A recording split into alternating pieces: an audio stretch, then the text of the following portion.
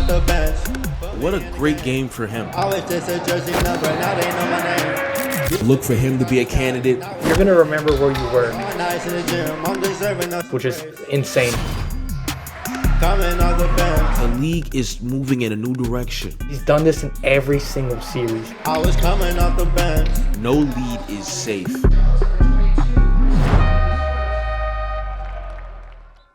What is up, everybody? Welcome back to another highly anticipated video. I'm here with my co-host, Jimmy Surin. Any news, Jimmy?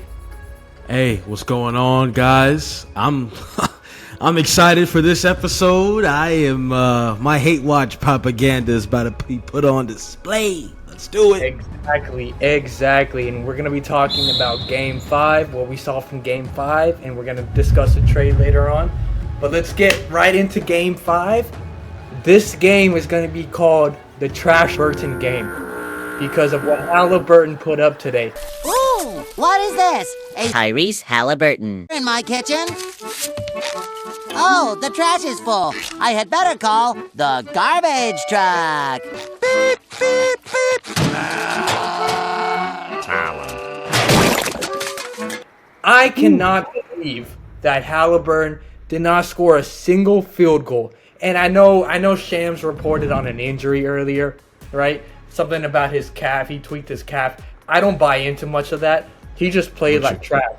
Lou Dort put him in some hell. Alex Caruso put him in some hell. Your best player cannot go 0 of 6 and have a goose egg heading into the fourth quarter, Jimmy. This just proves how good the Thunder's defense was. Like I said before, Hallie went 0 of 6, okay? That's not sustainable. He had like 4 points total, missed a bunch of shots that he should have made. And it looked, if you watch the game, he looked scared. He looked very scared throughout the whole game. TJ McConnell came in and gave a huge spark. You can't be outscored by your backup point guard in the NBA Finals and expect to get it done, especially against this Thunder's team. But I'm going to let you cook, Hallie, because this is the Trashburton game. But from what I saw from the OKC Thunder, J-Dub had another beautiful game. He had a 40 ball. Some of the shots that he was making were out of this world. J-Dub's been averaging 33.5 points per game their last 2 games.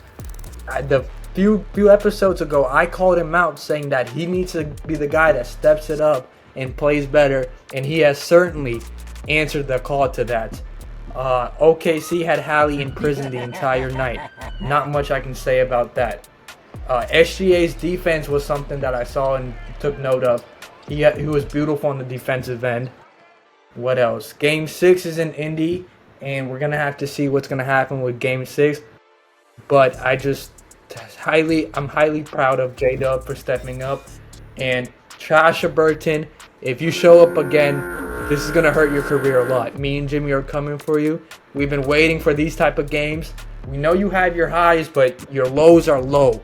And I mean very low. Jimmy, let's talk about Trashburton. What did you see? Tyrese Haliburton, Sonny, he's got me feeling like Albert Einstein today on this evening. I mean, for a quote-unquote star, your star player, to only a superstar, and a lot of people have gave him that moniker, that name of superstar.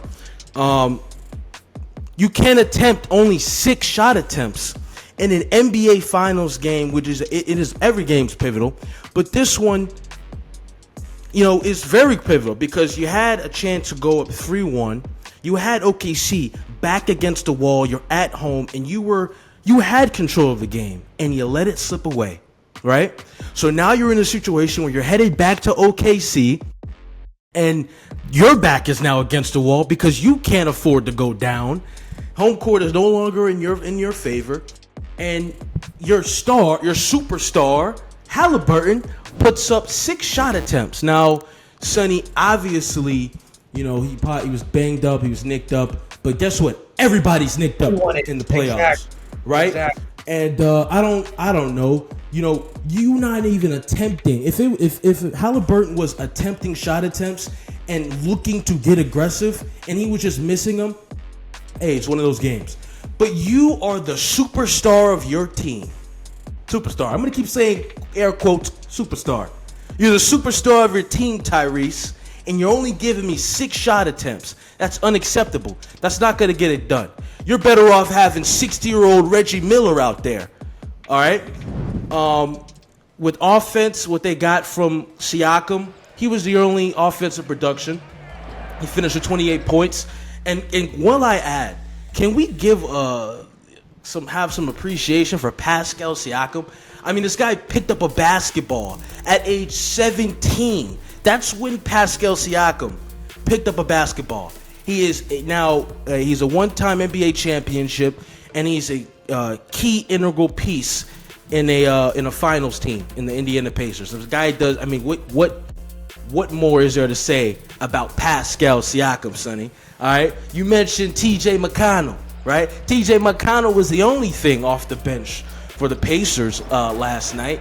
He provided 18 points on a 50% shooting clip. Third quarter, you tweeted out on our page. It was a T.J. McConnell game.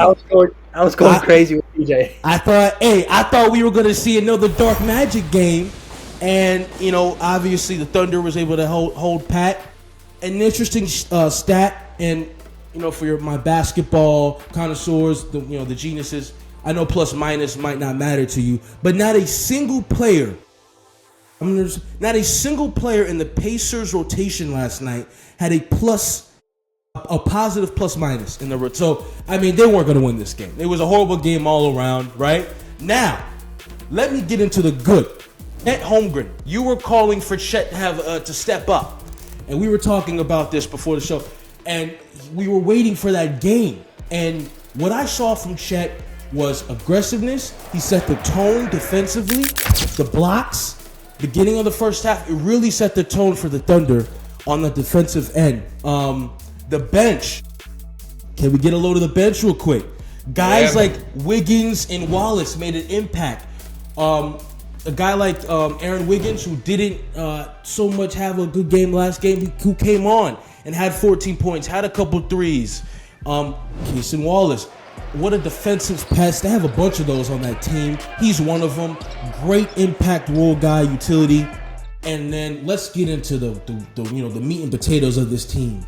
Jalen Williams, J-Dub, whatever you want to call him, unicorn, 40 ball, his best game of the finals. Honestly, I think best game in the playoffs for him. This is how big this was. 40 ball, over 50%. Over 50% shooting, played with a bunch of energy, made a bunch of smart reads, and was very disruptive on the defensive side the defensive side of the floor. I'm not gonna lie, man. We might be looking at one of the best two-way guys we got in the league right now and beyond for a while. I think that's what we got in J-Dub if he continues to develop. And then what more is there to say about Shai Gilgeous-Alexander? What are the people saying? He's got the aura.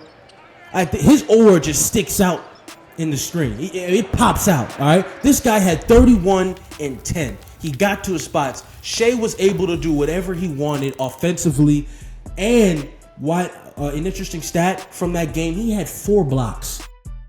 So not only is Shai Gilgeous-Alexander your offensive engine for 48 minutes of a game, he's also disrupting things on the defensive side of the ball and creating havoc and creating plays on the other end. Right? That creates turnovers and that creates fast break points. That's what gets things going during the game. I'm gonna give you a hot take before we move on to the next thing. I think we're witnessing one of the greatest scorers of this decade when his career is all said and done. I think that's how good Shai Gilgeous-Alexander is, Sonny. I've got an even hotter take, and I've said this when the playoffs start. After he won this MVP, and if he wins this ring, I have him above Harden as a okay. Hey, now that would get people. Yeah, that's big. And I'm dead serious about that. He's that good. He's a better defender than Harden is. The defense he played on Haliburton yesterday was like amazing, man. We talked about this in our group chat. SGA was able to play defense on Haliburton and caused a lot of that like mismanagement that he had. But this was more about how good the Thunder were than rather how bad the Pacers were. The Thunder made the Pacers, which is not really a high turnover team. They had another 20-plus turnover game. And not many teams have been able to do that to the Pacers besides the Thunder. And we talked about it before after game 1. The Thunder need to answer the call because the Pacers did. And I certainly think they have. They taken control of the series. They head to Indiana for game 6. And I think they close it out in Indiana. I don't see Pascal. I don't think Pascal can continue having the games that he's been having. Needs help. He needs help. And his superstar isn't helping him at all. What'd you call him? What's his occupation? A magician. He is a magician. He disappeared last night. He disappeared when it matters the most. And I tweeted about that. And he's one of the only players that since 1970 that went 0 of 6 in an NBA final as a starter. You can't win like that. You can't. And I'm sorry, but the rest of the guys on the Pacers actually showed up. Did you see that dunk from Nesmith over Chet? That was something I didn't think he could ever do. Put that highlight of Nesmith dunking over Chet Holmgren to some music.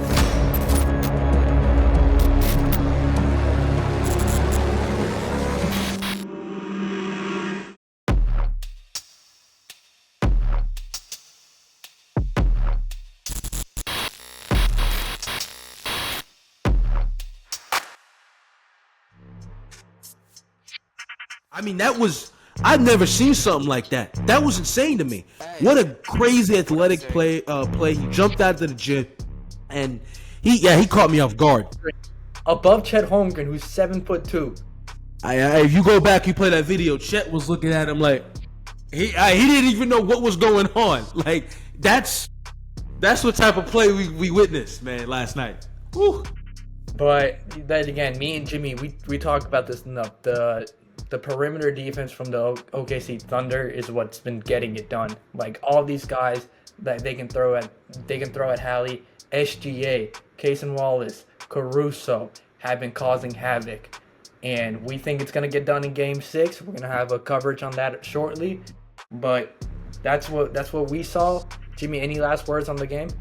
Yeah, and I'll say this. I'm with you. I'm gonna ride with you. I think Thunder in 6, and that's what it is because now you're seeing Shams just posted something saying that Hallie now suffered a right calf strain, so his availability for Game 6 is in question. So Sonny, I think this is looking like curtains, and I think we're looking at the next NBA Finals champ, the Oklahoma City Thunder. I think it's all said and done. Book it, guarantee it. That's what I agree with you on that. And this is a message to Haliburton. If you have another game like this, me and Jimmy are coming for you. We got notes taken down. Okay, the whole game 1 fiasco got lucky, but you've had one good game in this NBA Finals so far. Don't have another stinker. That's my only thing. Don't have another stinker. Do it. He might not even have another game though. So this might be the last we've seen of Haliburton in the finals this year. So who knows? I was saying this in our group chat. Was seeing how bad Hallie played. You might as well have rolled with TJ McConnell that fourth quarter. Could have been, yeah, and like you were tweeting about it during the game. TJ McConnell quarter, he had the momentum. It begs the question. For sure. But that's our coverage on Game 5. And now let's get into some off-season news. On Father's Day this Sunday, Shams dropped the first blockbuster of this offseason, and it involved the Orlando Magic and Memphis Grizzlies, where the Memphis Grizzlies are sending Desmond Bane to Orlando, and they acquired KCP, Cole Anthony, and 4 first-round picks. And my initial and same thought about this is, when you're trading 4 first-round picks along with cap fillers, I expect the guy in mention to be a bigger name.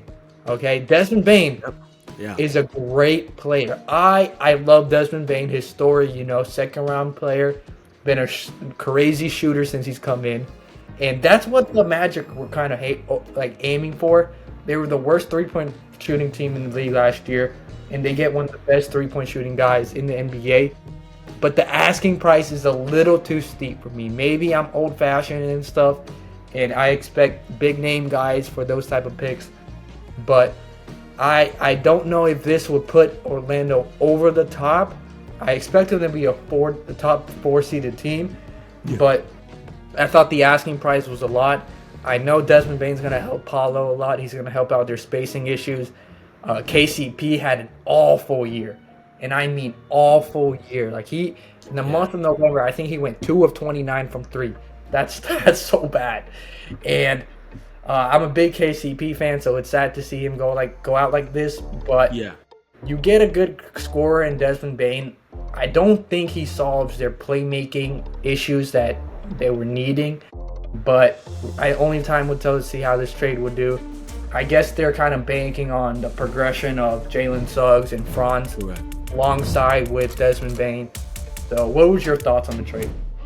So, we're going to probably stick to just focusing on the Magic side of things. So I think the Grizzlies, the picks or whatever.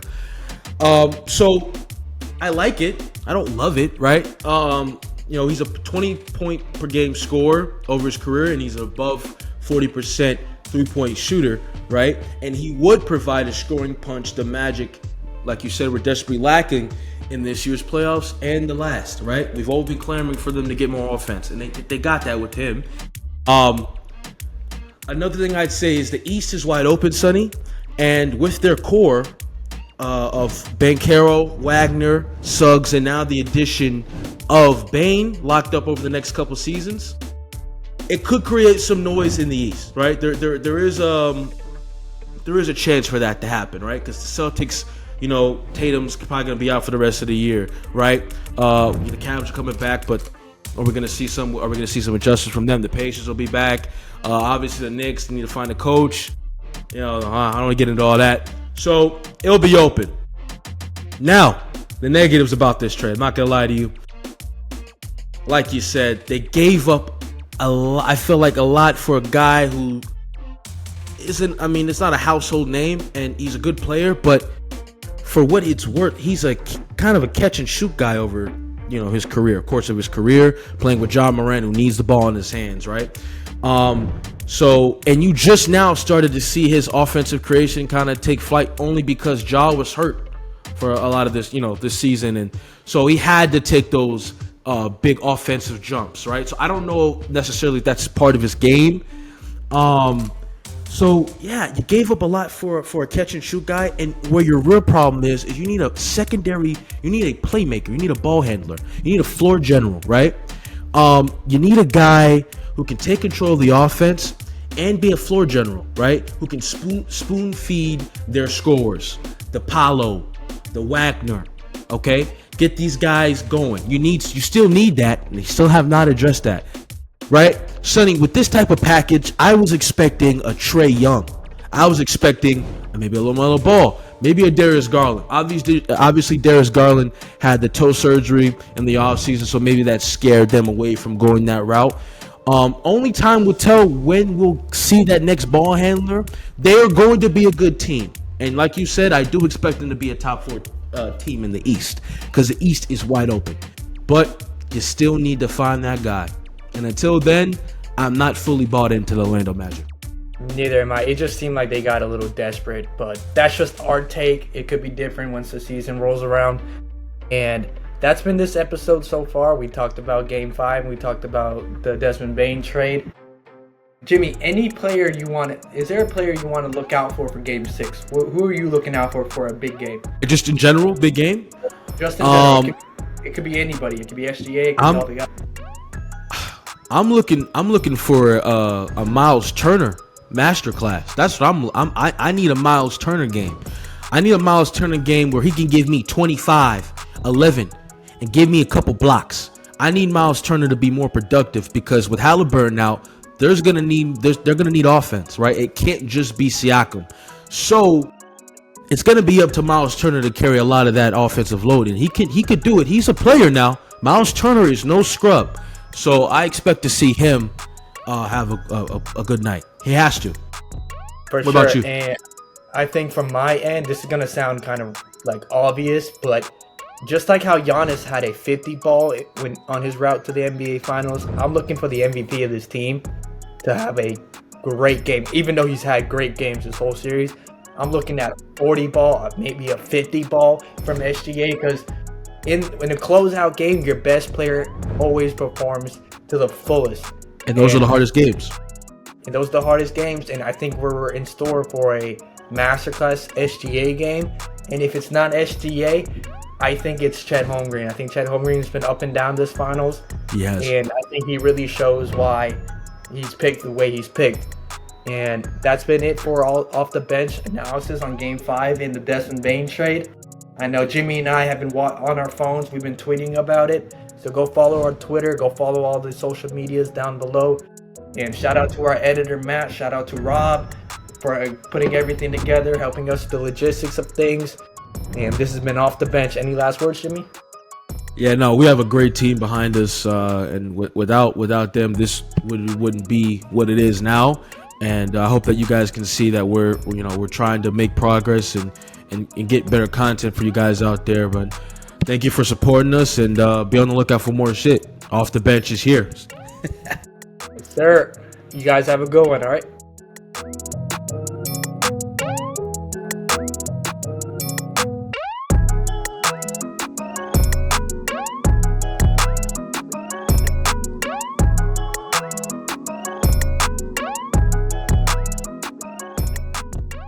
Provided 18 points on a 50% shooting clip.